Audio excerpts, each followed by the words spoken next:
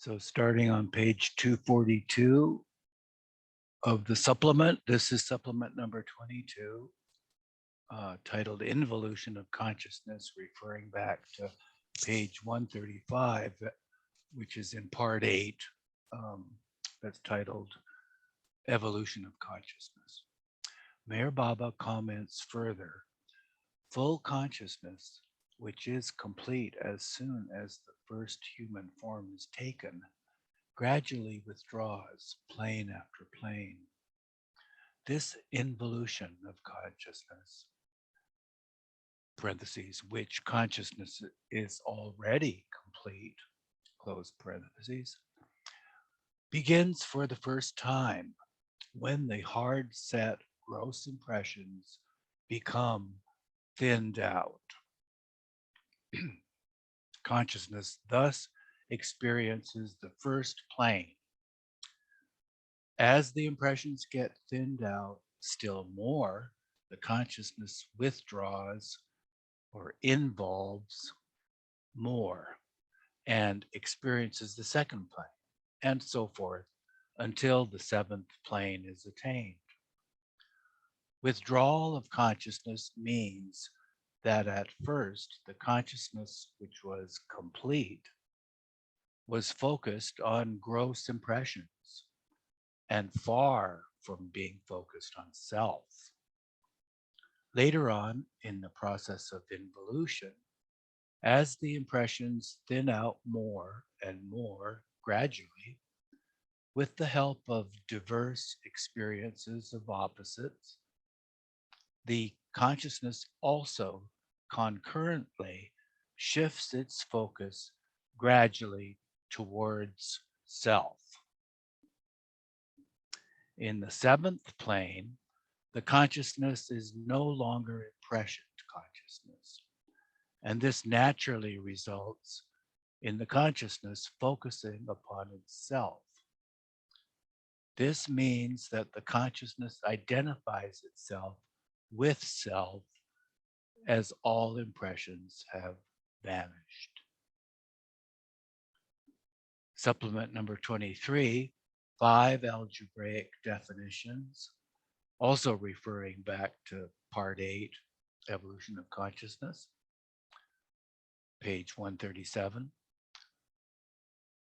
Number 1, God equals infinite existence plus infinite knowledge plus infinite bliss minus unconsciousness, which equals Sat plus Chit plus Anand minus unconsciousness, equals Sat Chit Anand minus unconsciousness.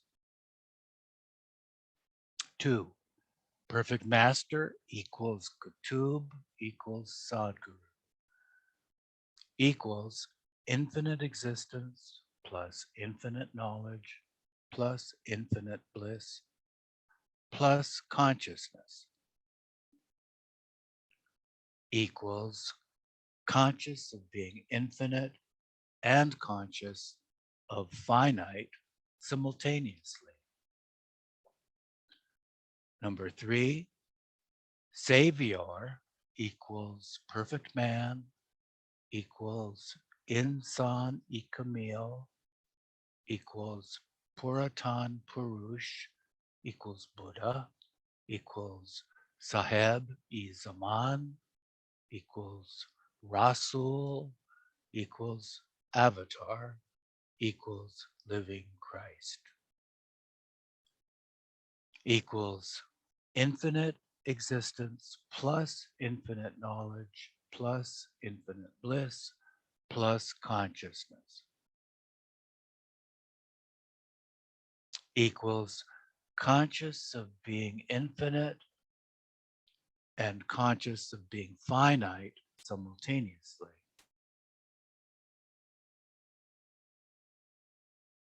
Number 4, man or Jivatma or Insan equals body plus energy plus mind plus consciousness plus soul.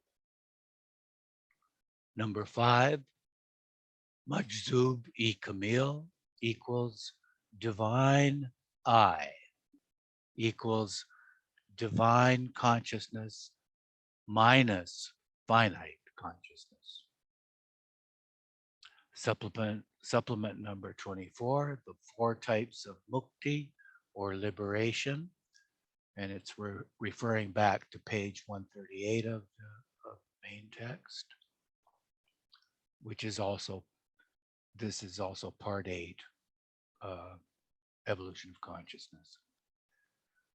Certain well-known terms to describe various types of perfection are stated here briefly so that the seeker may fit them into the framework of the subject of God realization. In describing these types of perfection, the key word mukti, which literally means liberation, is used here to define 4 types of liberation. In the following table, all the 4 types of liberation, mukti, of the soul belong to the 7th plane. 1. Ordinary mukti or ordinary moksha. 2. Vida mukti. 3. Jivan mukti. And number 4, param mukti. Ernie, could you continue reading, please?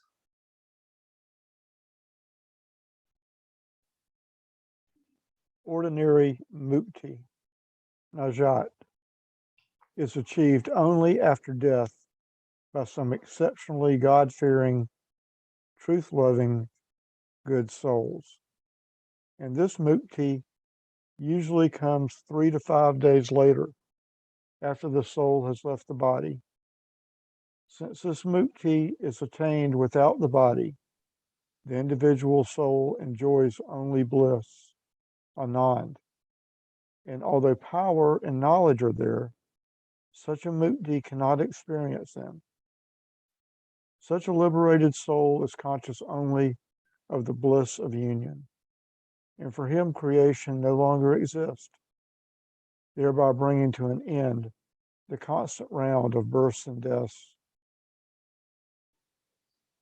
Nirvikalpa samadhi must not be confused with this ordinary mukti or moksha state. Should a soul reach the mukti state, it does so after the death of the physical body. Such a soul reaches God, but this occurs only after death. Thus, there is an important distinction between ordinary mukti on the one hand and nirvikalpa samadhi on the other, because the latter is experienced while the soul retains the body and thus becomes vida mukti. 2. Some God-realized souls, known as vida muktas, retain the body for 3 or 4 days after being realized. Their consciousness is merged completely in their own real self, God, and they are not therefore conscious of their bodies or of creation. They experience constantly the infinite bliss, power, and knowledge of God, their own self now, but they cannot consciously use them in creation, nor help others to attain liberation. Nevertheless, their presence on earth for the days they remain there is a center for the radiation of the infinite power, knowledge, and bliss of God. And those who approach them, serve them, and worship them are immensely benefited. Others retain the body for years according to the momentum of their prarabdha. The Vida Mukta is the Brahmi Bhut, or the Matzub-e-Kamil of the Sufis, and he experiences the trio nature of Sat Chit Anand automatically.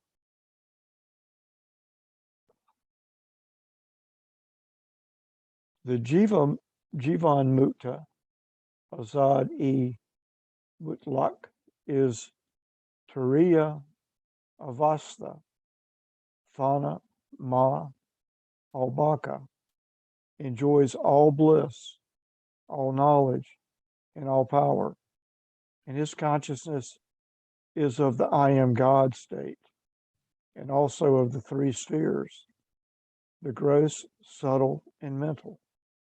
But being without duty, he does not use the bliss, knowledge, and power for others. 4.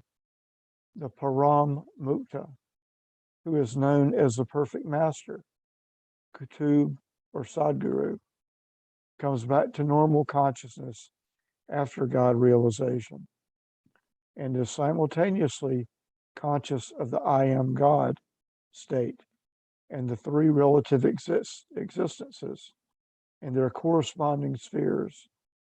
He not only enjoys all power, all knowledge, all bliss, but uses them in all the planes of existence through the universal mind and the universal body. Such param mutas are conscious of themselves as God, both in his unmanifest and manifest aspects. They know themselves both as the unchangeable divine essence, Zat, as the infinitely varied manifestation, Sifat. They experience themselves as God apart from creation, as God the creator, preserver, and destroyer, and as God who has accepted and transcended the limitations of creation. This means that such a one is conscious of every one of the 10 states of God shown on the chart facing page 158. The Param Mukta constantly experiences and uses the absolute peace and perfection of the trio nature of God, Sat Chit Anand. He fully enjoys and suffers the divine sport of creation. He knows himself as God in everything and is therefore able to help everyone spiritually and can make other souls realize God as many of the 4 types of mukta. He is indeed the helper of humanity in particular and of creation in general. A summary of the 4 types of mukta, referring back to page 138. Meher Baba summarizes these 4 types of mukti in the following way. Ordinary mukti is a type of mukti. Consciousness of the ordinary mukti, anand, bliss only, no consciousness of I am God or of duality, and the duty in duality, none, no duty in duality.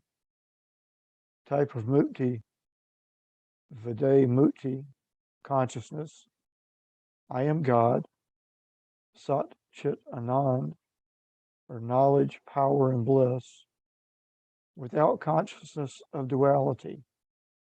Duty in duality, none, no duty in duality. Type of mukti, Jivan mukti, consciousness, I am God, Sat Chit Anand, with consciousness of duality. Duty in duality, no duty in duality.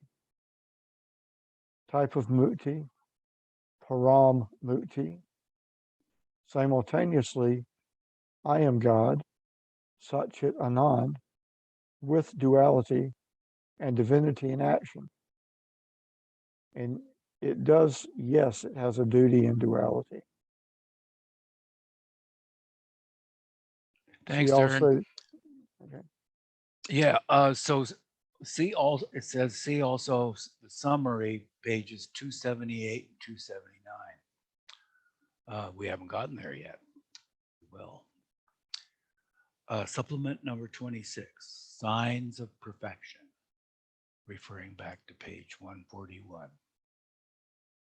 In answer to a question by a disciple requesting some infallible method of recognizing a perfect master, Meher Baba explained,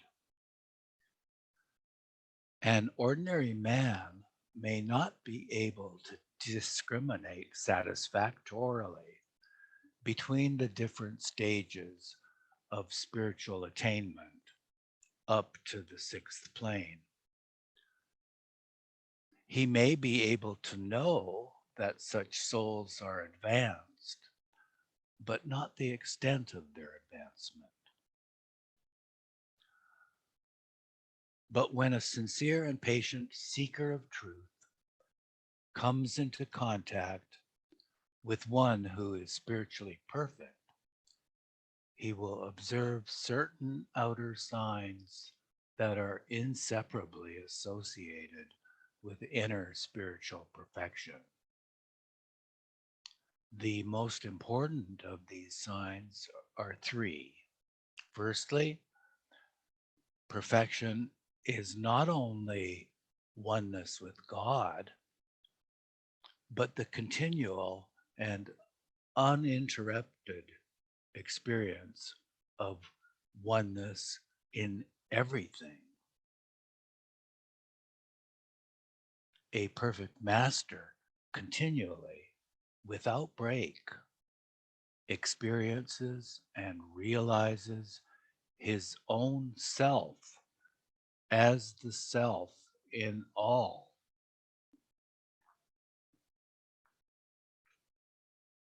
This inner experience objectively manifests itself in the spontaneity of love that such a one feels or expresses towards all creation.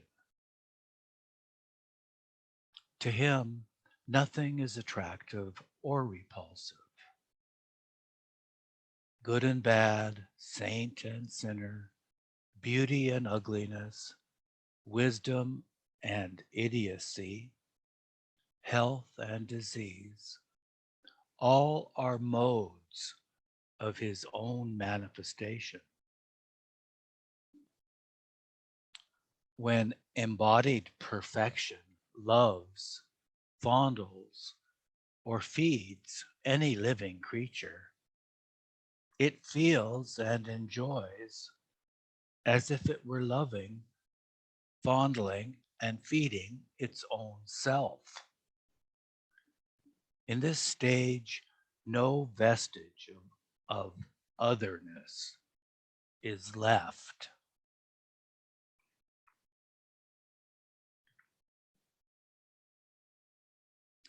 The second sign is the atmosphere of bliss that perfection radiates in its immediate vicinity, an atmosphere that a stranger in search of it cannot help feeling. A perfect master not only enjoys infinite bliss, but also experiences universal suffering. The acuteness of suffering, however, is nullified or subdued by the overwhelming feeling of bliss. Hence, perfection can outwardly appear blissfully calm in the face of every kind of suffering and persecution.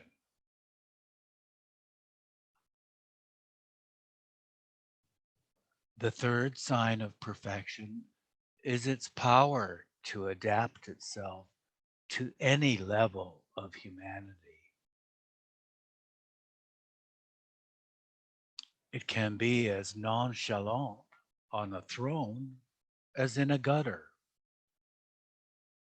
It can very naturally be thrifty with the poor, extravagant with the rich, regal with kings, wise with the learned, and simple with the illiterate and the ignorant. Just as a master of letters teaches English in different ways to beginners and graduate students, so also a perfect master adapts himself to the level of those whom he wants to uplift spiritually.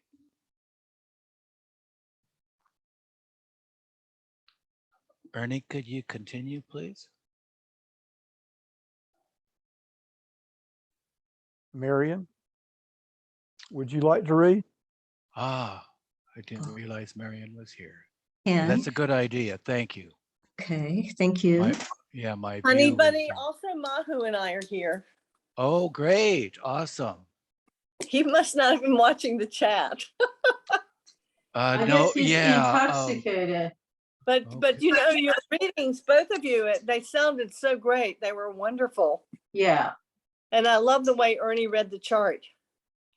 Okay, well, thanks. We're recording now, everybody. So let's Oh, I forgot. let's stay Bye. with that. Okay, thanks. Marion, please. Once Gauss Ali Shah Kalander, while discoursing on spiritual perfection, Fakiri, said, "Giving perfection to a disciple is a matter of a fraction of a second. A word in the ear is enough to lift a man at once from finiteness to infinity, and such a transformation is not dependent on prayers or fasts." Malama Rumi has said, "Dadi ura kabiliyat I sharv nist, balki sharvi kabiliyat dari ust." Divine grace is not limited by conditions of ability. Ability, in fact, is conditioned by divine grace.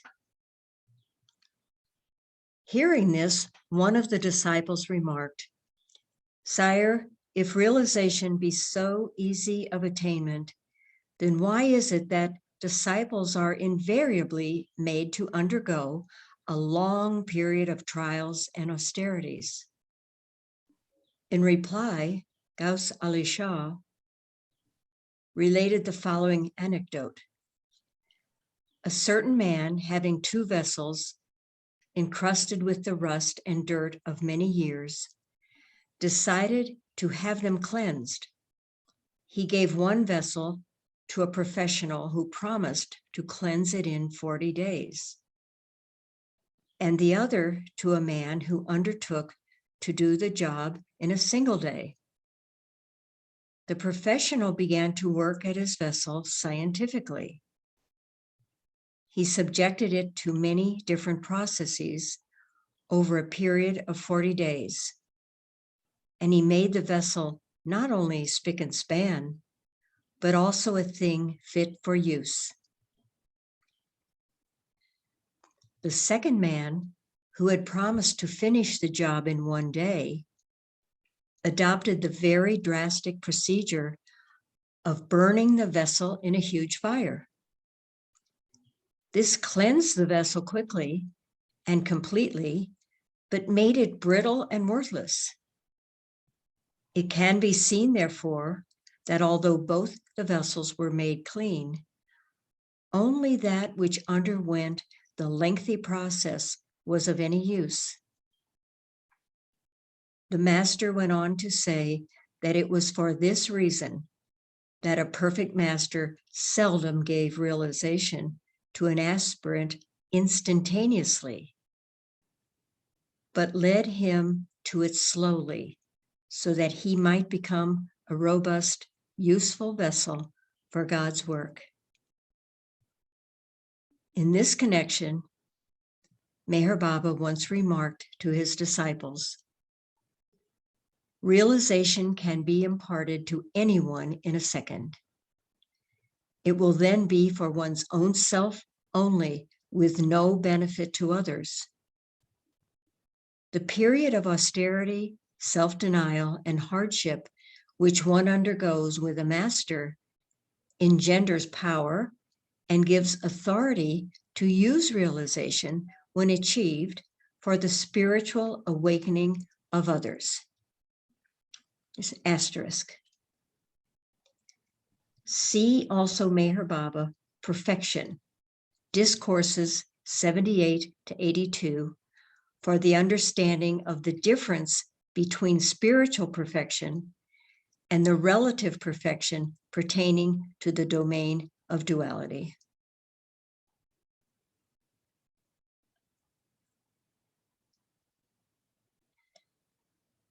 (27) Hal and Mukam refers back to 141 in the text.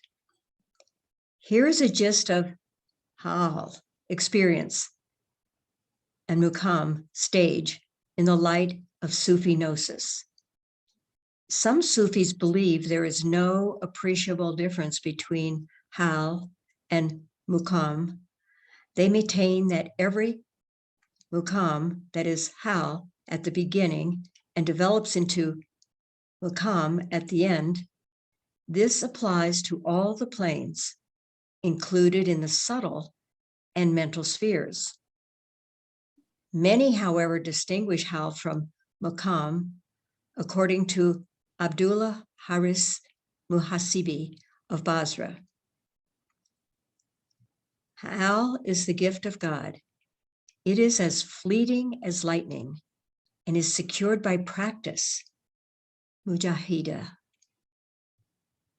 Mukam is the result of repentance and is secured by the constant overshadowing of Hal. The author of Awarif ul-Ma'arif has it thus: Hal signifies a hidden event that descends from the upper world upon the heart of the pilgrim and keeps going and coming until the divine attraction draws him from the lowest to the highest level. Mukam is the station on the path at which the pilgrim arrives. It becomes the place of his stay until he advances further. Hal is not under the control of the pilgrim. The pilgrim is controlled by it. Mukam is in the traveler's sway. Hal is a gift. Ma'ohib. Mukam is an acquisition. Kasb. Hal can never be without being related to Mukam. Mukam can never be without being related to Hal. Sheikh Mohammed Ibrahim, also known as Ghazur-i-Ilahi, in his Irshadat says, when Hal continues, it becomes Mukam. Whoever gets Hal once is a beginner, and whoever continues in it becomes an adept. Thanks, Marian. Elizabeth, please. Okay.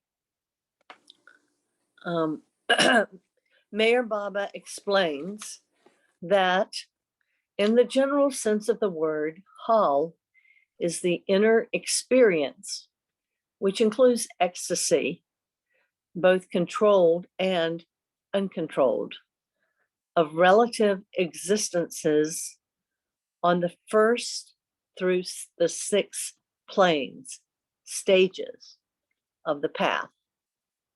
In the particular sense, Hal is the state of divine ecstasy and is always experienced in degrees of potency according to its relative Mukam. Hal in Vedanta is called bhav, and mukam is called satan. Mukam is the staying of the pilgrim on a given plane in that particular hal. Hal and mukam go together up to and onto the fifth plane. Hal always dominates mukam. Hal and mukam do not exist on the seventh plane.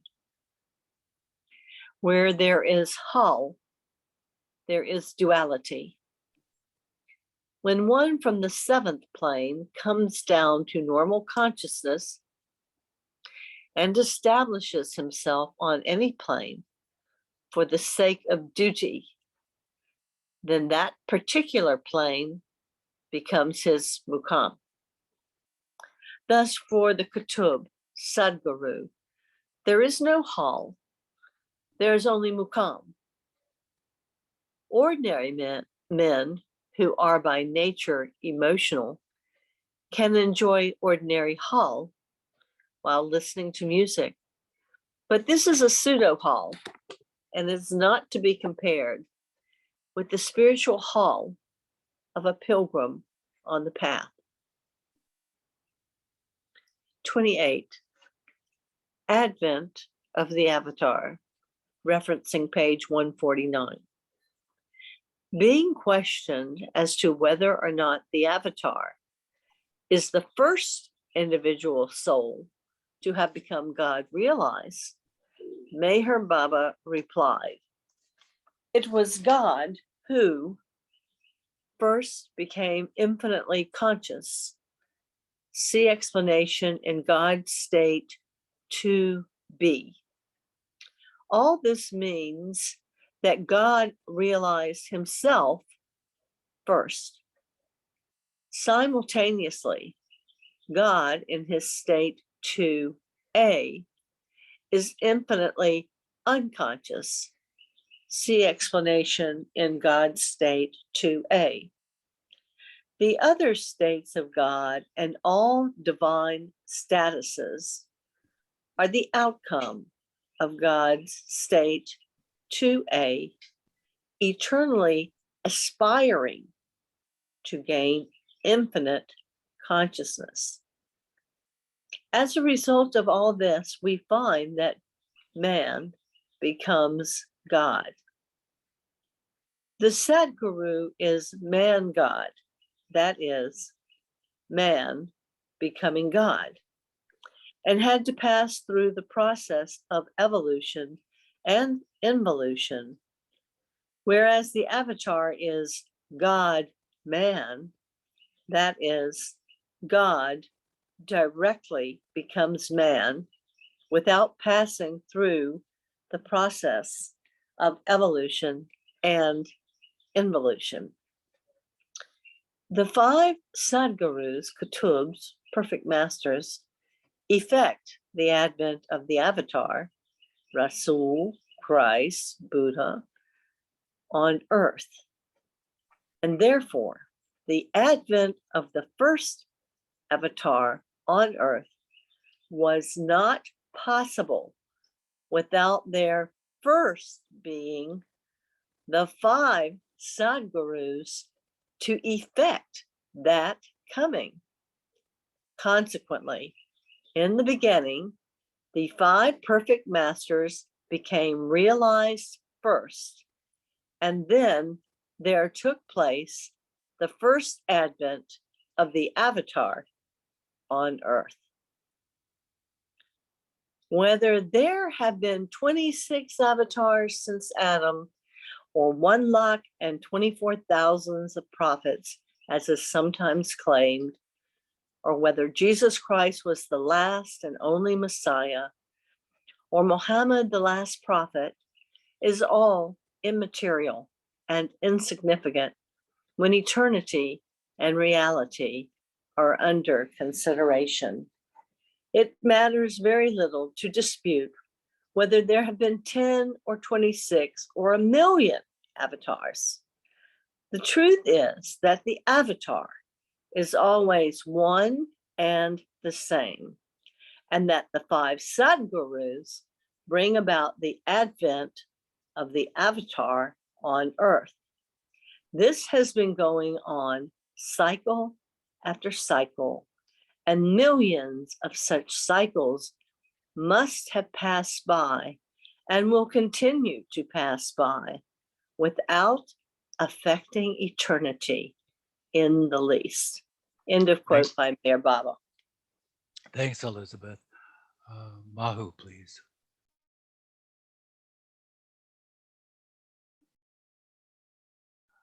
Unmute, Mahu. Sorry. That's okay. 29. Gnosis of the 7th plane. Meher Baba describes the gnosis of I am God of the 7th plane belonging to a majzub, an azad mutlaq, a goto, and the Rasul, respectively, as follows. Shall we read the asterisks before we go on? Yeah. Asterisk says, after disembodiment or physical death, the gnosis of all of them continues and endlessly to remain I am God. So, respectively as follows. 1, Majzub, Brahmi Bahut, Anal Haq. This means I am God, endlessly. 2, Azad Mutlaq, or Jivan Mukta, Anal Haq, with Hame ba man ast. This means everything is with me. Number 3, Goto, or Sadguru. Anal Haq, simultaneously with Hame Mana. This means everything is me. Hame dar man ast. This means everything is in me. Hame az man ast. This means everything is from me. Number 4, Sahib Zaman, or avatar. There is a note pointing out the subtle difference between the gnosis of the Qutub and the Sahib Zaman, or avatar. Meher Baba further explained, Qutub's gnosis is I am God and God is everything, whereas gnosis of Sahib Zaman is I am God and I am everything. So continuing with number 4, Sahib Zaman, or avatar, Anal Haq, simultaneously with Man Hama'am. This means I am everything.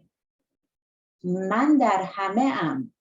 This means I am in everything. Hame az man ast. This means everything is from me. Hame dar man ast. This means everything is in me.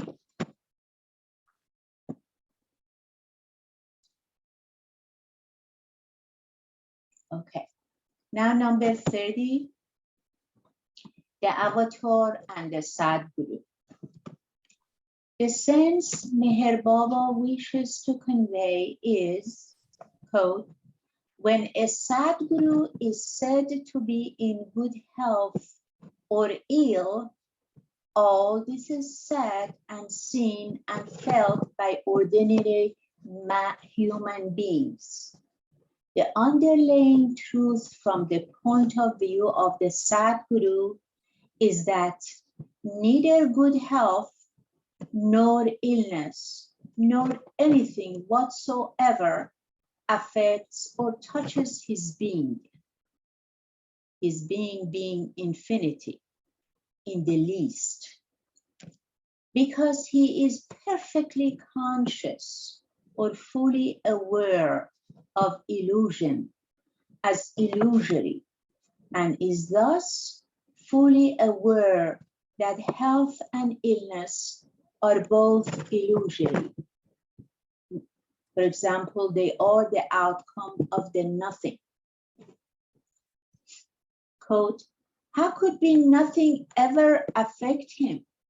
The Sadguru has overcome the impressions of nothing through the process of evolution, reincarnation, and involution, and has realized that he is the everything, which of course includes the nothing. Even though the Sadguru remains within the law of creation, the law itself does not touch him.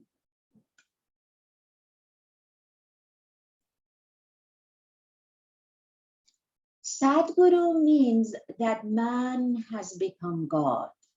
Therefore, when man has become God, he can no longer be man. And if he has to live as man, he has to act, behave, or appear like a man by spontaneously putting into action, that is, demonstrating all the natural tendencies of man. Being a perfect master, the Sadguru enacts the part or plays the role or lives through the role so perfectly on all levels and in all planes that under all circumstances and in all other respects, he appears to ordinary human beings as if he were a man amongst men of the gross mode. He also appears as he were one of the men in the subtle planes for those who are in the subtle planes, and to those who are in the mental planes. He appears as he were one of them. Thanks, Mahu. Back to Ernie.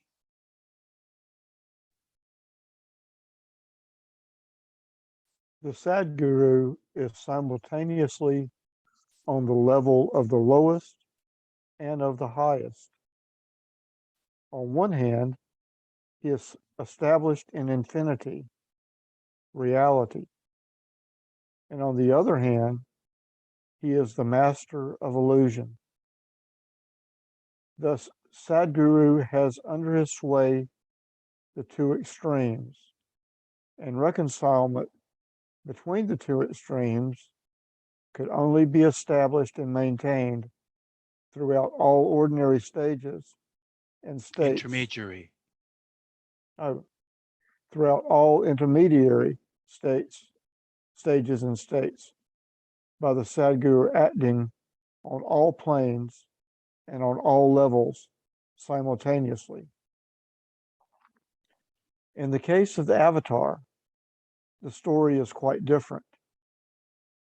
All the difference is contained in the fact that Sadguru means man becoming God, while avatar means God becoming man. It is very difficult to grasp the entire meaning of the word avatar. For mankind, it is easy and simple to declare that the avatar is God, and that it means that God becomes man. But this is not all that the word avatar means or conveys. It would be more appropriate to say that the avatar is God, and that God becomes man for all mankind, and simultaneously God also becomes a sparrow for all sparrows in creation, an ant for all ants in creation, a pig for all pigs in creation, a particle of dust for all dust in creation, a particle of air for all airs in creation, etc., for each and everything that is in creation. When the five Sadgurus affect the presentation of the divinity of God into illusion, this divinity pervades the illusion in effect and presents itself in innumerable varieties of forms, gross, subtle, and mental. Consequently, in avataric periods, God mingles with mankind as man, and with the world of ants as an ant, etc. But the man of the world cannot perceive this, and hence simply says that God has become man, and remains satisfied with this understanding in his own world of mankind. Whatever be the understanding of man, the fact remains that the avatar becomes and the Sadguru acts. The avatar's illness has nothing to do with the taking on of karma of individuals. As the avatar is God, who has become man in all respects, there is no reason why he should not be susceptible to all the natural tendencies of a human being. After all, God has become man, and he is man indeed.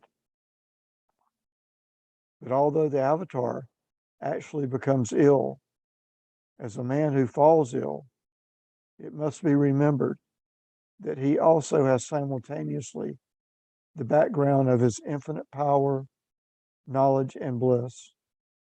The avatar never takes on the karma of individuals, but his godhood functions universally.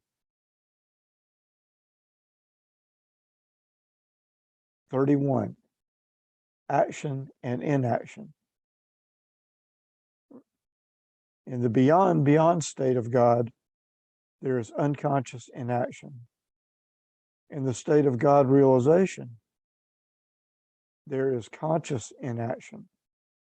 This is the state of perfection, but not of the perfect master. 3. In the intermediate state, between 1 and 2, there is conscious action.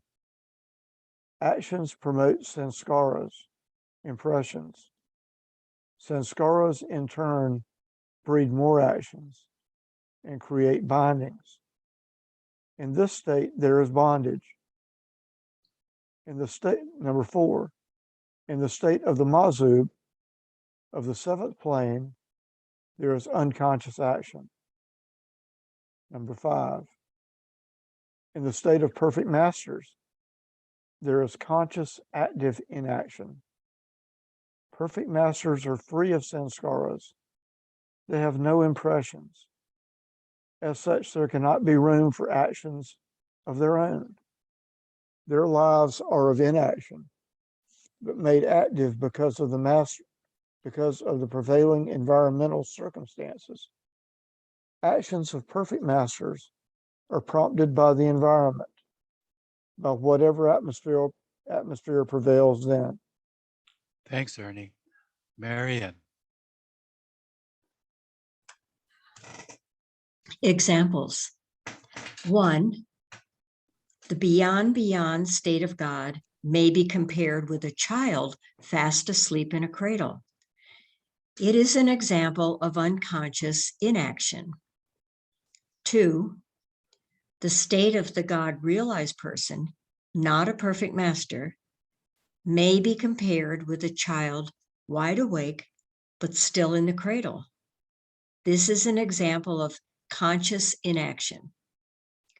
3, the state in between 1 and 2 may be compared with a child awake and out of the cradle.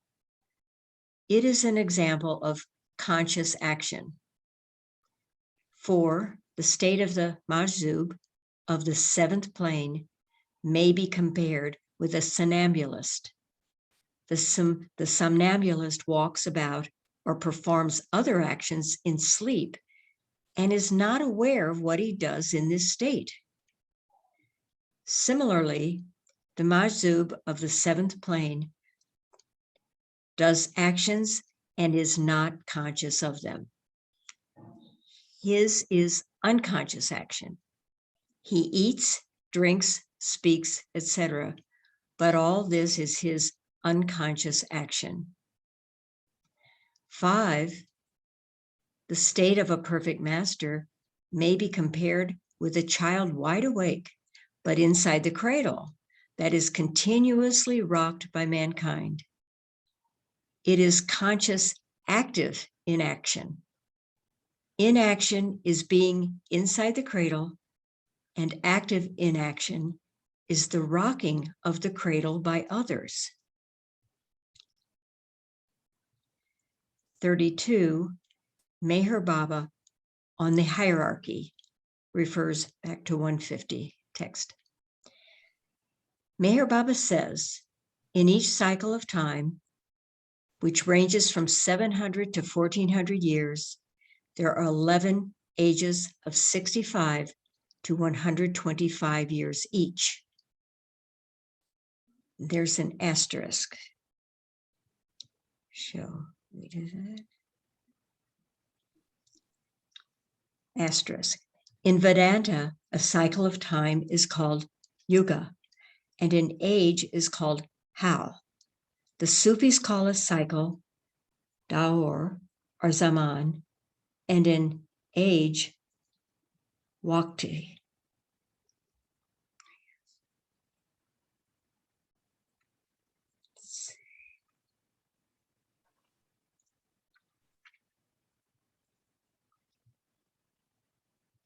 From the beginning to the end of each cycle, there are altogether 55 perfect masters, and that means each age has only 5 perfect masters, 5. In the last, the 11th age of each cycle, the avatar Sahib-e-Zaman is also present. Do we want to read that asterisk now? I believe it's the same one, Mariam, but Oh, you is could it? repeat it. Sure. Okay, all right. There I it see. is. Oh, I see. In Vedanta, a cycle of time is called yoga, and an age is called Tao.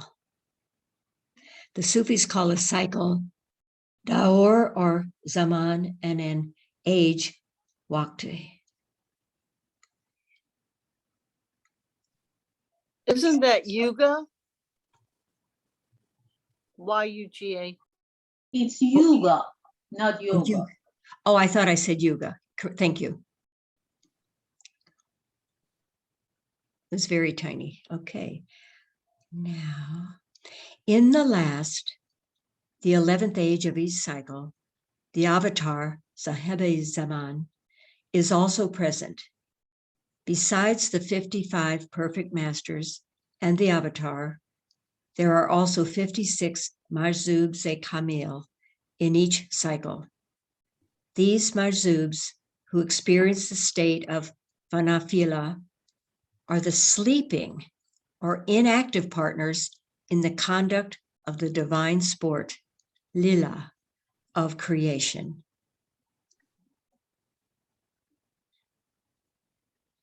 And there are columns of perfect masters, Sadgurus, and perfect ones, Majzubs-e-Kamil.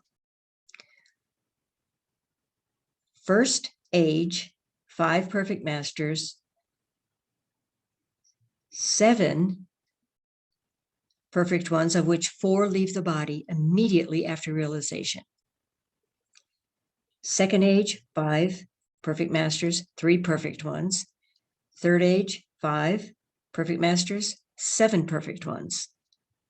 of which 4 leave the body immediately after realization. 4th age, 5 perfect masters, 3 perfect ones.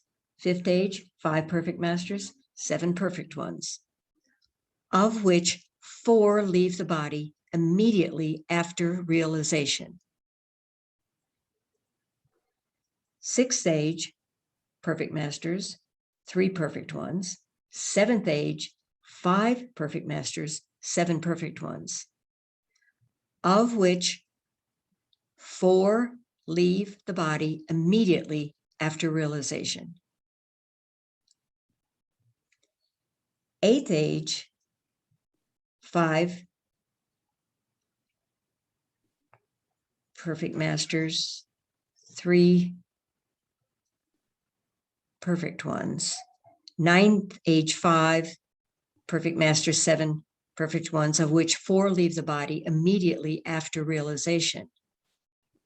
10th age, 5 perfect masters, 3 perfect ones. 11th age, 5 perfect masters, 6 perfect ones, of which 3 leave the body immediately after realization. Avatar, 1 perfect master. And the total perfect masters, 56, and the total of perfect ones, 56. Thanks, Marion. Elizabeth. In studying this table, we should remember that 1 cycle lasts for about 700 to 1400 years and is made up of 11 ages. Each age lasts for about 65 to 125 years. Its length, like the length of a cycle, depending on material, spiritual, and universal circumstances. 2, in each age, the functioning hierarchy consists of 7,000 spiritual beings, either advanced or perfect. The advanced beings are on or between the 1st through 6th planes, and the perfect ones are either sadgurus or majubs. In each of the ages, 1 to 10 inclusive, there are 5 sadgurus, kutubs, one of whom is the Kutub-i-Irshad. 3, in the 11th and last age of a cycle, the Kutub-i-Irshad ceases to function as such as soon as the avatar, Sahib-i-Zaman, or Savior, in person assumes his own office of Christhood, Muqam-i-Muhammadi. Thus, the number of Sadgurus in each age remains constant. 4, the perfect majubs alternate in number in each successive age, there being 7 in the 1st stage, 3 in the 2nd, 7 in the 3rd, and so on. In the 11th age, however, there are 6 majubs Kamil. In those ages where there are more than 3 majubs, that is, the 1st, 3rd, 5th, 7th, 9th, and 11th ages, the extra ones leave the body immediately after becoming realized, Majubi Kamil. This means that in the 1st, 3rd, 5th, 7th, and 9th ages, 4 out of the 7 Majubs die at once after realization, and that in the 11th and final age, in which there are 6 perfect Majubs, 3 die at once after realization. The result is that in any given age, only 3 Majubs remain in the body. Thus, from the point of view of the functioning hierarchy, there are really only 3 Majubs in each age. Meher Baba distributes the 7,000 members of the functioning hierarchy for a particular age in and between the 7 spiritual planes as follows. In the first plane, and also between first and second, between second and third, between third and fourth, between fourth and fifth, between fifth and sixth, and between sixth and seventh, 5,600. In the second plane, 666. In the third plane, 558. In the fourth plane, 56. In the fifth plane, 56. In the sixth plane, 56. In the seventh plane, that is, Majubs in the body, 3. Perfect masters, Sadgurus, 5. Total, 7,000. The avatar in the 11th age of each cycle brings the number to 7,001. There are always, at all times, and in all ages, 56 God-realized souls, or Shivatmas, in human form on earth. And out of these 56, only 8 have public recognition and function as active members of the functioning spiritual hierarchy, consisting of 7,000 members who do the assigned spiritual duties on various planes of consciousness according to their spiritual advancement or perfection. The remaining 48 God-realized ones are not amongst the functioning spiritual hierarchy of 7,000 members. They remain aloof, and people are not cognizant of their divinity, though all 48 have the same experience and enjoy the same divine state of I am God as the other 8. These 48 are, as it were, on the waiting list, ready to help in any spiritual contingency cropping up through one or more of the functioning members dropping the body. Thanks, Elizabeth. Mahu.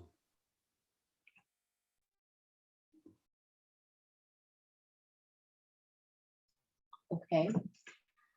Out of the 8 God-realized souls who are at the head of the functioning spiritual hierarchy of 7,000 members, 5 are perfect masters who, besides having a wide public recognition, have a duty to perform in the rendering of a spiritual service and benefit to the whole of mankind.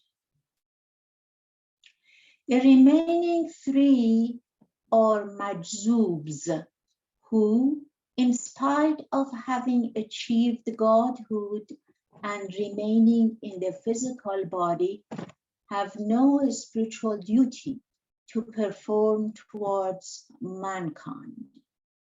Yet they are the source of spiritual benefit to all who come into contact with them. So it could be said that whereas the 5 perfect masters render a spiritual service to humanity as a whole, a few who come into contact with and serve the 3 majzubs draw spiritual benefit from them, while the 48 realized ones keep aloof from recognition and function. That's 48 God-realized ones. Oh, yes. Okay. While the 48 God-realized ones keep aloof from recognition and function until a gap is created in the functioning hierarchy by one or more of the 8 God-realized ones dropping the physical body. Number 33, Advent of God as Avatar. The universe has come out of God. God has not come out of the universe. Illusion has come out of reality. Reality has not come out of illusion. God alone is real. The universe by itself is illusion. God's life lived in illusion as the avatar and as perfect masters is not illusory, whereas God's life lived in creation as all animate and inanimate beings is both real and illusory. Illusory life and God's life in illusion are not and cannot be one and the same. Illusion has no life and can have no life. Illusion is illusion and is nothing by itself.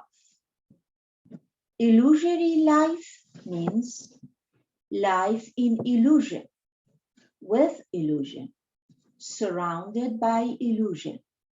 And though it is life as experienced by the soul in creation, it is illusory life. But God's life lived in illusion is not illusion. Because in spite of living the illusion, because in spite of living the illusory life, God remains conscious of his own reality. God is absolutely independent and the universe is entirely dependent upon God. Yet when the perfect masters effect the descent of God on earth as the avatar, they make reality and illusion interdependent, each upon the other. And thus, it is that his infinite mercy and unbounded love are eternally drawn upon by those who are immersed in illusion. Between God and the universe, infinite mercy and unbounded love act as a prominent link which is eternally made use of by men who become God, like Sadgurus, perfect masters, or Gotobs, and by God who becomes man, Avatar, Christ, or Rasul. And so the universe becomes the eternal playmate of God. Through this prominent link, the Avatar not only established life in his divine play, but also established law in illusion. And this law, being established by the God-man or Avatar, is the law of the lawless, infinite, and it is eternally real, and at the same time illusory. It is this law that governs the universe, all its ups and downs. Construction and devastation are guided by this law. As the cyclic period, God's independent absoluteness is made to work upon this law by the God-man as God's will. And this means that anything and everything that the Avatar wills is ordained by God. Thank you, Mahu. So next week we'll start at page 258. Thank you. Thank you. Thank you. Thank you, Eugene. Thank you, everyone. Marion.